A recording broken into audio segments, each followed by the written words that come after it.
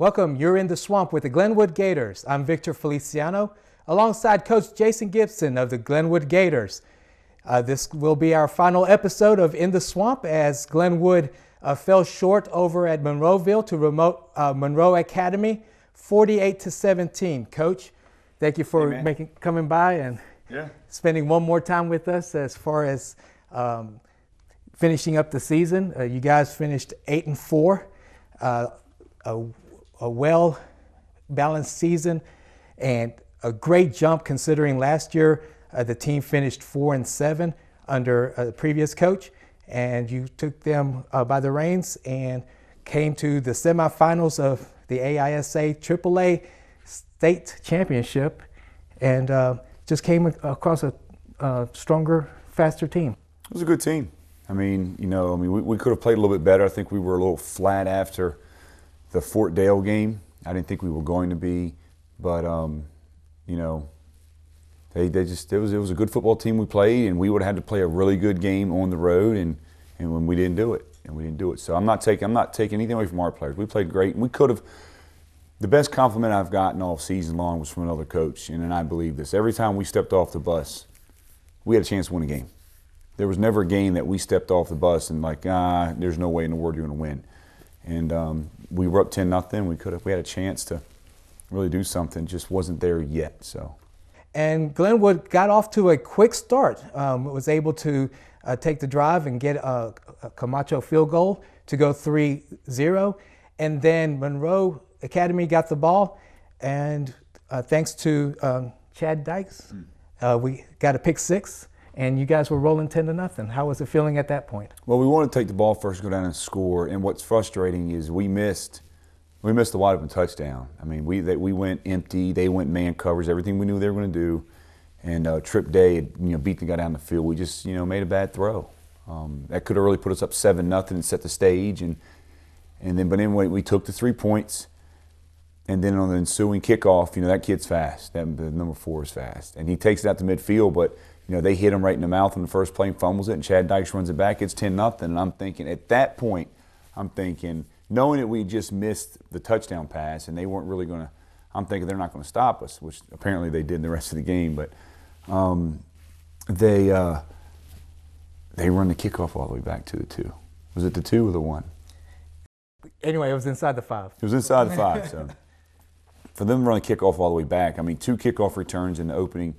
2 kickoffs for about almost 140 yards of offense. They're an explosive team. They rely on explosive plays, and that was one of them. They went in and scored, and unfortunately for the Gators defense, you didn't stop them the rest of the time. They scored touchdowns in 7 of their next 8 possessions and pretty much took control of the game. Big plays.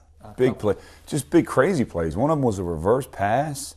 One of them was a reverse pass flea flicker. That's right. And if that's what it takes to beat us, then so be it. Right. I thought going into that game, Monroe was a skilled team with a lot of speed. I thought, and we're not there yet speed-wise. If we play somebody, and I've said this before, I think if we play a bigger, stronger team that's a little slower, we have the advantage because we can play power and we have some speed. They had all speed, and they got after us. They turned the corner, they were gone. But those explosive plays, we tried to stop them. It was in the game plan to stop them, but they got them anyway. So it's a mark of a good team. We had chances, and we had a couple we dropped a 4th down pass for a 1st down, and we just missed opportunities when we had them. We didn't play bad. We just missed opportunities we had them, and they didn't. When they had their opportunities, they capitalized, and it happens. But you guys were toe-to-toe with them for yardage. Looking at the video, looking at the game, they did have speed, and I hate to say, but they did have some size too on the line. They actually did, yeah. Their O-line was pretty good. Their O-line, D-line was good, but nothing that we hadn't seen before. And like you said, we moved the ball up and down the field. We just didn't move it into that part that counts for points, and kind of shocked by it. But again, it was a good game on both sides, and they were the better team that night. They held y'all until the 4th quarter, and Cameron O'Neal with the touchdown. Great player. Great player. Tried to get him the ball a lot. We missed him a couple times on some throws. He's probably one of the best players on the field, best players in the state. He's coming back, thank God. And but so are those kids. Those guys were juniors from Monroe. So, oh, wow. So that's your measuring stick. So it's not like they're going to graduate and you have to go. We're going to have to go through that place again. I guarantee it. Yes. Somehow, some way, if we want to put a championship thing in this building, it's going to have to go through Monroe again at some point, and I get that. So Cameron O'Neal showed out when it was important. He got 7 catches for 154 yards and a touchdown. Boy, is that showing the state that he belongs. Oh, he's a phenomenal player. Good kid, great player. He's a D1 prospect, hands down. I mean, you'll see him on Saturdays playing big-time college football, and if things go right for him, he could be a guy you see on Sundays. I mean, he's that talented, so I'm excited for him. Trip Day, our big tight end wide receiver, got invited for an unofficial visit to Alabama. So we actually left straight from the game and drove halfway, stayed the night, and we went to Tuscaloosa the next day. And Tripp went in for an unofficial visit and for kind of a recruiting process thing. And we got to go to the Mississippi State game against Alabama, and that's good for him. And that's just some of the things that we're doing for the players here and getting the recognition. And hopefully it'll be some really, really good news coming out of this place in the next month or two. This football season's over, but their careers aren't over. And then that's why I came here. It's one of the things I said I would do. And so when I took the job, there was 1 or 2 or 3 things that I said, this is what's going to happen, and I've got to uphold those and follow through, and so far so good. And before we go into the season wrap-up, Coach, just share with us this loss, 48-17. Does that hurt more than if you would have lost 48-47? I don't know, because I didn't lose 48-47. Maybe. Yeah, I mean, I think it would have hurt more if we were that close. I mean, I just felt for our program to get to where we'll be, to go from, I think 3-7 last year. 4-7. 4-7, 3-7. To go from there to completely flip it. And when I took the job in June, if you had said you're going to lose in late November in the state semifinals, I wouldn't have believed you. I'm confident in what we do. Don't get me wrong, but deep down inside, I would have been like, well, that's a pretty lofty goal. I'll take it. So, I wanted to go ahead and just kind of cover some of the season totals of some of the players through the team.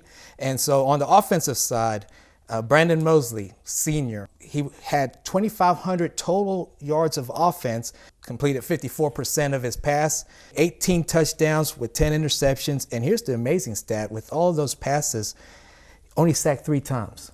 83 carries, he only lost the fumble 1 time. Yeah, he's a pretty good football player.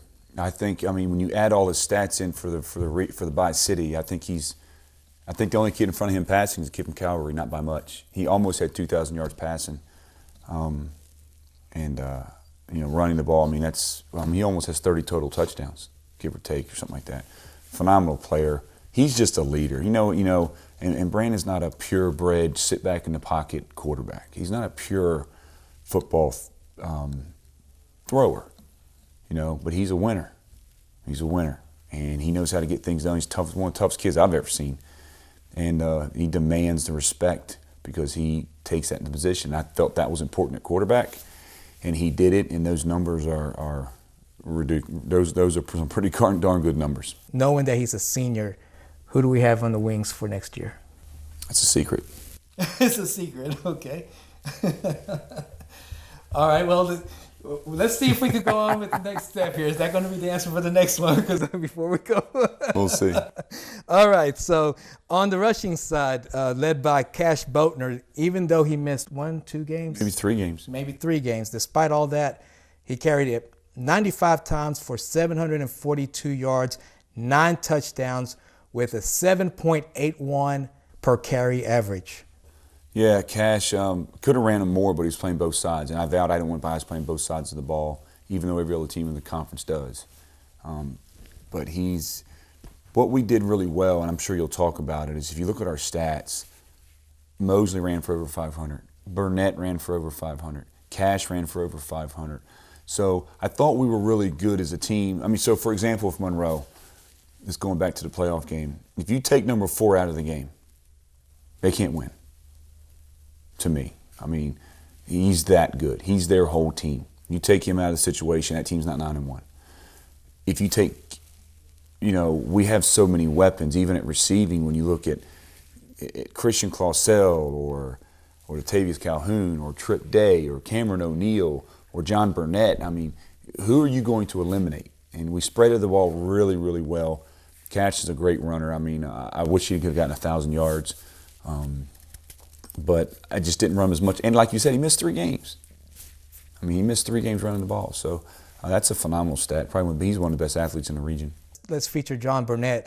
98 carries, 623 yards, 10 touchdowns, averaging 6.36 yards per carry. John's coming back. Great player. He can block, he can run, he can catch, he can punt return, he can do it all. And he's only a junior. And knowing that he's coming back, he's got to be one of the guys next year that could really carry the load. That's going to be a big-time player at this school. He's going to be a big-time player. And to be able to have that whole group come back. And plus, he can catch really well. I mean, 16 catches for 138 as a tailback. And 1 touchdown. And we actually showed that, on our live broadcast. It was a 49-yard. Exactly. So he's Mr. Do-It-All. And he's even going to be even better next year. He doesn't realize his full potential, so I'm excited. Some of y'all may watch the Seattle and New England game, but the first thing that popped in my mind was when I saw LeGarrette Blount. Kind of reminded me of John Burnett. Sure, I wish he was 250. Yeah, well, but I mean, just the versatility. He can do anything. He can do it all. He can do it all. And those types of players are great. And he wants it. He wants the responsibility. He wants the workload. And he's so excited. I mean, he texted me right after the game. New season starts tonight. I mean, he's ready to go now. And you got to love those guys. And that's the mentality we're trying to build here, and I think that we can get. Other folks that we wanted to mention on the receiving end, Cameron O'Neal. And for the season, he had 44 catches for 680 yards and 7 touchdowns. Yeah, and he missed 2 games because he had to sit out because he transferred in. Okay. So that's a pretty good season for a high school wide receiver. I mean, you start pushing 600-700 yards receiving in high school, it's pretty good. He's averaging almost a touchdown a game. So Cam's the best player. We know the best players we have. And, of course, we mentioned Trip Day. So what we want to do is just mention the 30 catches, 456 yards, and 6 touchdowns. It comes out to about a touchdown every 5 catches, which is pretty good. Trip was a weapon. First year coming back playing from basketball, playing football. He's getting a lot of looks from some Division I schools because of his size, because of his athleticism, his versatility, and something like that's going to be missed. Not many teams have a 6'8" guy. Christian Clausell, 29 catches, 357 yards, and 3 touchdowns. Quietly the leader out there. The players voted him as a captain. He was the only junior to be a captain of the team. But Christian made the tough catches. I mean, I will always remember that catch at Tuscaloosa. Always. I will remember that probably the rest of my life. Well, and we also remembered the touchdown in the first game and actually got him awarded of the first CTV Player of the Week this year. Yeah, he's just a great player, and he's coming back. He's a junior. So you got Cameron O'Neal coming back, Christian Clausell coming back, Latavius Calhoun coming back, Aiden Rhodes coming back, who's quietly going to be one of the best tight ends in the region. Nobody knows. He's a kept secret. All these guys are juniors, are all coming back.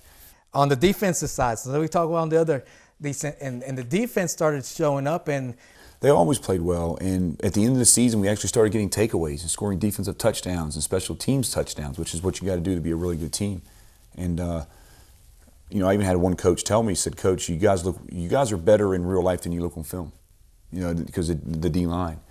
But when you have Cash Boatner, a linebacker, and Mario Richmond, a D-line, it helps. Those are two of the best players in the conference. And we were going to show that as Cash Boatner led the team with 90 tackles and had 9 of those for a loss. Mm-hmm. And then Carson Allison was the next leading tackler with 85 tackles, and he had 2 interceptions and 1 fumble recovery.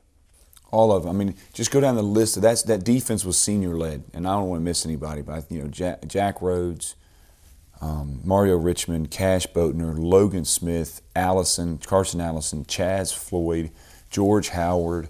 Chaz Floyd had 77 tackles and 7 of those for loss. And then Mario Richmond had 76 tackles, and he led the team in tackles for loss. Oh, with 10 of yeah, them. easy. Just all those seniors. To have a senior-led defense was pretty good because you knew you could count on them. And they always figured out a way to make a play. And we look at the big games. They made a big play against Pike to get us the ball back with a chance to win. They made the big fourth down stop against Lee Scott here at home to get a chance to get the ball back. They made the fourth goal line stand against Fort Dale. That game could have been 14-0. Instead, it's 7-0. We drive 99 yards. I mean, they just, when they needed to make a big play, they did. We lacked total team speed on defense, but we didn't lack effort. And I want to be known for defense at Glenwood, and that's the goal. I want to be. I laugh. I want to be the Orange Crush. I want people to sit there and say, "Oh, the Orange Crush is coming." And until we get to that point, we're not going to win a state championship. And two more folks we want to mention, Chad Dykes and Gage Williams. They actually also led in the turnovers with huge, great players. 3 of them, 3 fumble recoveries each. And they're all juniors. Dykes is a junior. Carson Risden is a junior. Gage Williams is a junior. Blake Rawls is a junior. Tavius Calhoun's a junior. I got a lot of these guys that are going to be. I'm excited to see what we can do with a program when they know exactly what we want to do year after year after year, instead of just having it a 1 year kind of a. They just learned everything in June. You guys showed that you were worthy of your record. It wasn't like, oh, well, that was a fluky 8-4. It was actually a solid 8-4. Yeah, I reflected a little bit and won't think about it too much, but we beat the teams we were supposed to beat. We won 1 or 2 games that probably were toss-ups that we took away. I think we probably won a game that maybe we shouldn't have. The Lee Scott game was a tough game, and we took that one from them. And then we won a home playoff game against a good 8-2 Fort Dale team. So you're right. It wasn't, hey, we played a bunch of 1A schools all the way to the playoffs, and then we played somebody and we got beat. And the teams we lost to were all good football teams. Bessemer and Pike and 2 of the 4 losses are two teams that are in a state championship game. So I'll take that. There's nothing to hang your head on. That's definitely, and just watching through the game. Yes, they were the better team, but once again, they've had coaches. They've been there. They've got players that have been working together with their system, and you guys are going to. I just feel confident that Glenwood is going to be able to be that team next year, if not, next year or two. And so those are the looks of some of the players that we were talking about. And so that leads us to another thing that some people may not be aware of, and myself didn't until this past week, that there's an East and West All-Star game. So are we going to see some of our players in that? We've got 5 players in the game. I can go ahead and tell you now. So I think it's the most players we've had in a long time. It was great to have other coaches recognize our players because, we don't get to pick our players for our own team. So we got 5 players this year: Carson Allison, Will Cordora, Brandon Mosley, Cash Boatner, and Trip Day. And outside of Bessemer, we had the most players on the All-Star team. So that's going to be a great experience for them. I get to coach in it because we finished 2nd in the region. So that'll be fun for me, a good experience for me as well. So we get to do that in 2 weeks, and players are excited. I'm excited to be able to meet these other kids and build relationships, and also it's a great experience for our players, and it's a good thing for our school to have that many players in the All-Star game. If I recall, there wasn't a player last year on that either the squads, and so we would be on the east side. Correct. A team. Tell us more about the game, where it's at, and things, and how fans could be able to. From what I know, the games at the Crampton Bowl, it's on. I think December 1st is a Friday night. I think it's December 1st is Friday. It's a Friday night. It's a week following the championship game this week. So. So it'd be the week. No, Thanksgiving. Sorry, it's the week following Thanksgiving. I'm sorry. Yeah. Okay. So it's after the playoff game. So that'll be exciting, and I've heard that they do it first class. You can come out and watch the game and. Well, so there's still more football for some of the Glenwood players, and from the names that you had called, those are worthy players. Actually, Tony, our camera guy, and I, we were picking out at least 3 of the players that were probably going to be selected, and you came out with 5, and hey, we'll take that. Yeah, they were pretty good. 3 of them were, 2 of them players, and I don't want to say who, but 2 of the players were unanimous decisions by all the coaches. They were like hands down, yeah, he's definitely playing. So. But to be able to get 5, we had 7. There's 2 guys that didn't get it that should have.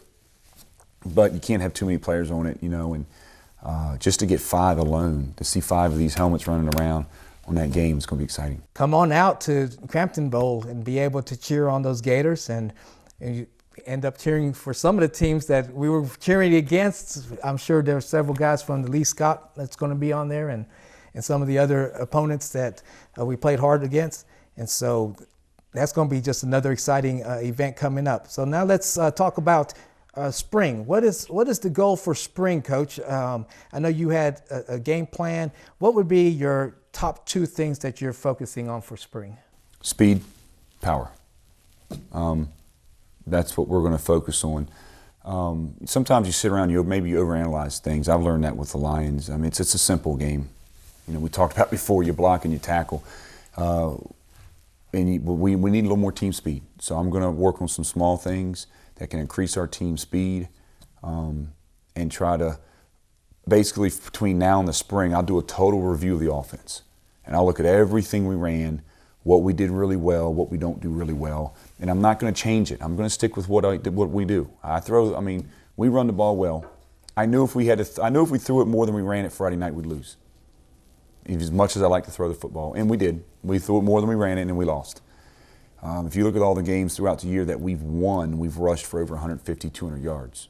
And so going into the spring, I'll review all the plays, what we do well, what we don't do well. And a lot of times the plays are dictated upon what personnel we have.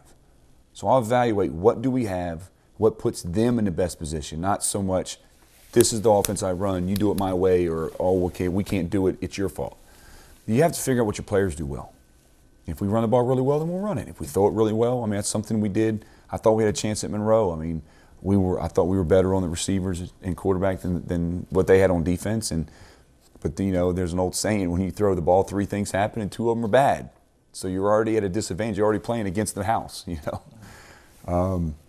But I think we got to just concentrate on speed and doing the same things over and over and over again, and really transitioning this program into a unbelievably suffocating defense. That's the way it's going to be. People laugh when I say it's a great book. You say great book. I read a book by Arnold Schwarzenegger. People laugh. If you want to get strong on the bench press, you know what you do? You bench. If you want to get run and be faster, you run. There's no secret to it. There's no do this exercise, do that exercise. If you want to be good at something, you practice that. We have to practice running. I'm not going to get into the details of what we're going to do, but you have to be able to run. If you want to get strong in the weight room, you lift. And it's not hard. Are you looking to plan to do a spring game? Oh, without a doubt. Without a doubt. I'm actually going to I'm going to utilize some of the perks that I have, being the Lions coach. And, I'm going to be able to invite out some of our quarterbacks and receivers and some of our D-lines at certain practices and let them go through and watch practice and be able to get taught by some of the pros. And I'm going to take advantage of every resource that I have, and the Lions is one of them. And if I can get my kids to get accustomed to that atmosphere, maybe playing catch before practice with a pro quarterback and things like that, when they come back to the high school level, it's not such a big deal. I felt that's why the JV program was so good. The JV spent the entire summer practicing varsity. So when they went down to play JV, it was easy. And so I'm going to do the same thing. So I'm going to use every resource I have and everything I can possibly do to put us in a better position than other teams. One of my main goals is I would definitely want to have a couple camps going into next summer, without a doubt. Some receiver quarterback camps, O-line, D-line camps. I want to have a 7-on-7 tournament here at Glenwood. I want to show off our facilities.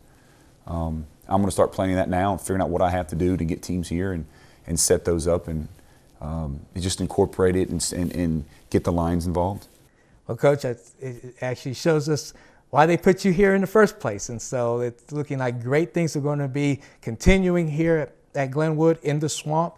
And I'd be amiss to say that this has been a great season. It's been a season not only with a lot of highs, but some lows as well. And of course, this year has been a season where it's in memory of former coach Flint Sharp. And also they were able to play in his memory, and also in honor of Cassidy Sharp, who is the senior here at Glenwood.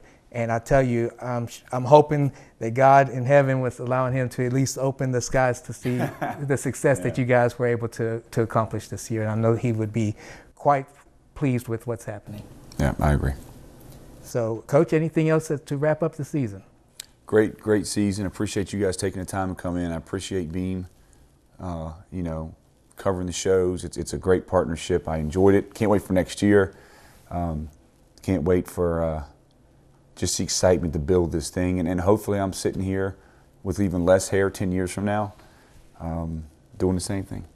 That's right. And once again, we want to thank Glenwood and the school, Headmaster Mitchum, for allowing us to broadcast the games live and recorded, and being able to do this show on Monday mornings.